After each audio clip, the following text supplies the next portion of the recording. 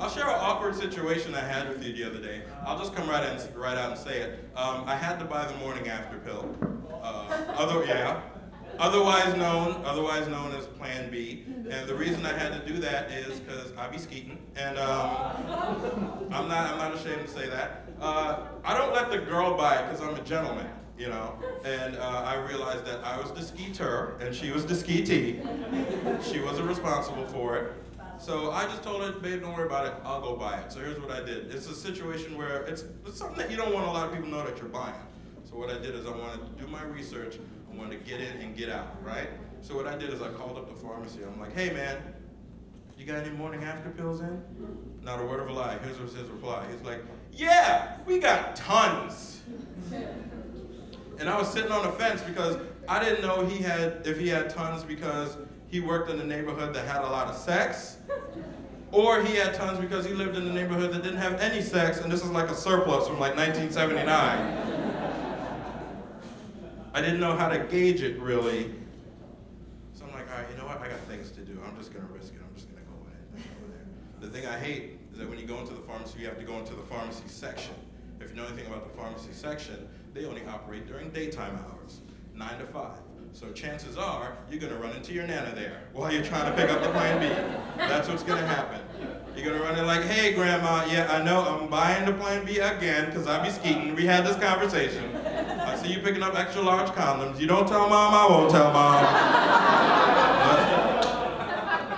Let's just keep this right on moving. Mind your own business. Right? So I work my way up to the counter, right? And you know, I'm still a little nervous about it. I don't want anybody to hear or see what I'm doing.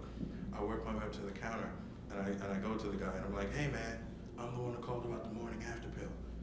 Can I get a couple? And he replies, oh, that was you? Hold on one second. Marty, you got any more of those morning after pills? This guy wants some. And I'm like, dude, I whispered that to you. Why did you shout it? Is today opposite day? Like, if I shout, do you then whisper? Like, tell me what's going on in this crazy reverse pharmacy you guys got going here. So then the guy comes from the back and he has 2 boxes, which I found a little weird.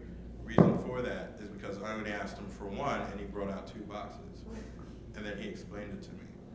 He was like, listen man, I just like to tell everybody the whole situation when they come in here. And here's what this is. 1 box is the generic version, and 1 box is the name brand version.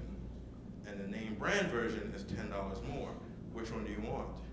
So I'm standing there, I'm thinking to myself, this is not the time in my life where I want to price skimp. Nah, I don't want to go hunting for coupons right now. Give me the name brand version, let's get this baby on out of here. I got things to do. I got things to do. And I would hate myself, not so much that if I had a kid right now, because I like babies, I don't mind babies. I would hate myself 10 years down the line when I have a little son and he's 10 years old and he decides to mouth off to me.